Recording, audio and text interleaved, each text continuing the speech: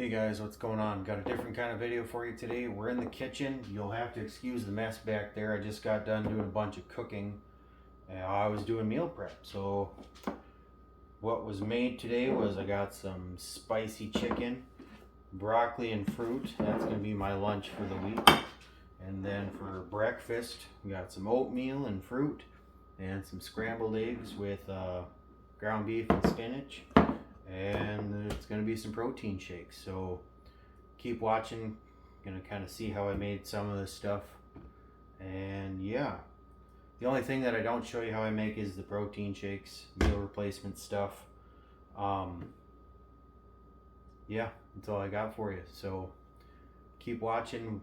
Gonna get stuff cleaned up here, then I'm gonna clean my sleeves and straps and stuff that I use at the gym. So keep watching for that, and here's the food.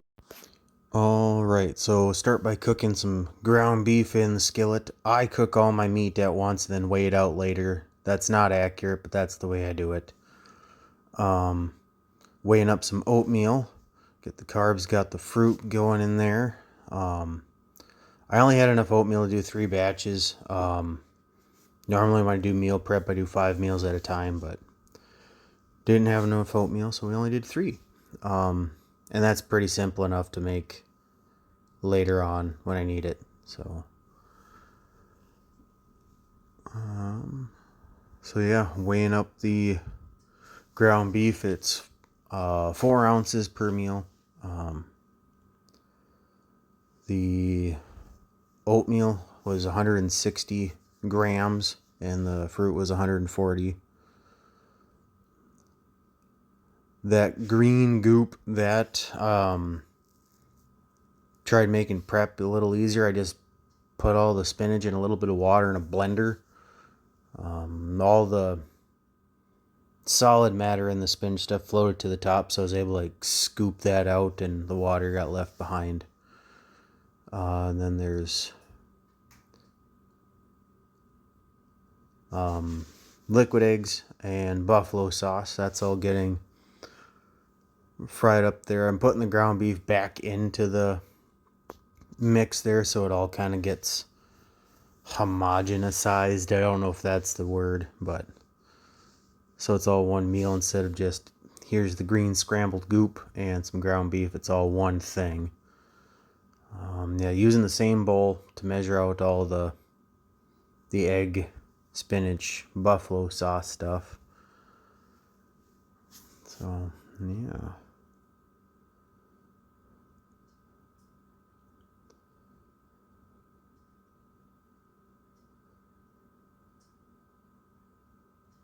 And if you're wondering, because when the ground beef before it was cooked, it filled that skillet, and obviously there's not that much in the little trays there. That I just freeze and I use for next week or next time I do meal prep. I just thaw out that stuff and start with that. I didn't have any left over this time around from last batch, so all fresh stuff this time around.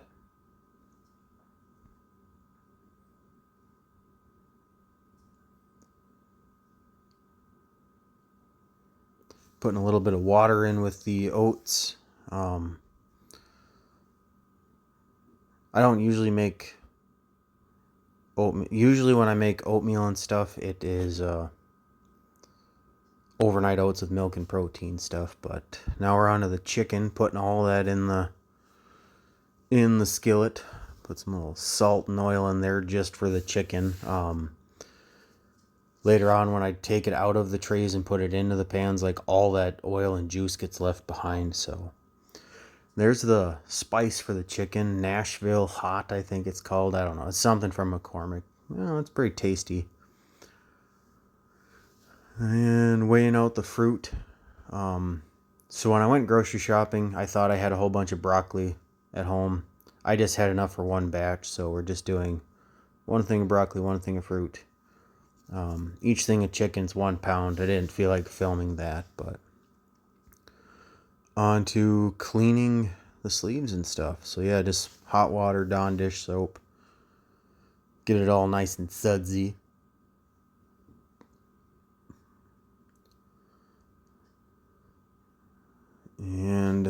a lot of it's off camera. I didn't realize it, but off in the corner there. So I wear a mouthpiece when I lift weights. The dentist said it's a good thing. I just put it in a jar, dump some mouthwash in there.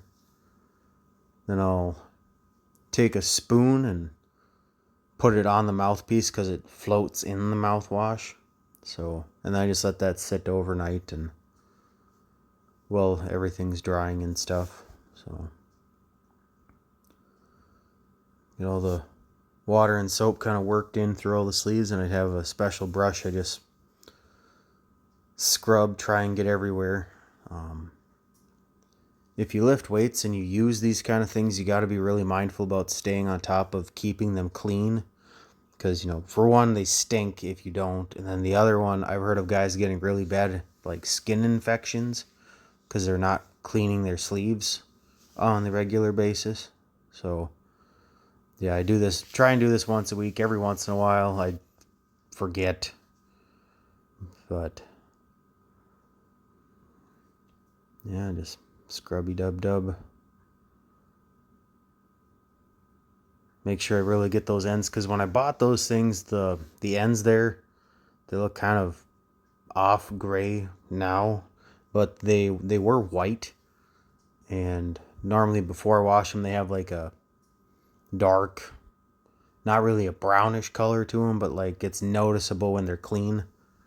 They stay white a little bit longer. I got 4 of them that look the same.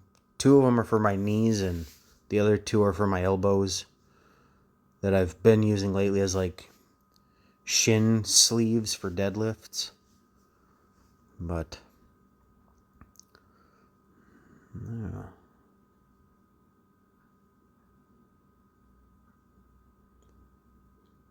And on those, the bristles kind of catch goofy, so they almost have like a grain to them, like a wood grain. So I got to kind of try and find that with the brush. Each one of those 4 sleeves is a different direction. So, and there's the hat that I wear at the gym all the time. Scrubbing up on the inside and making sure I'm getting underneath that elastic band that goes on the inside, and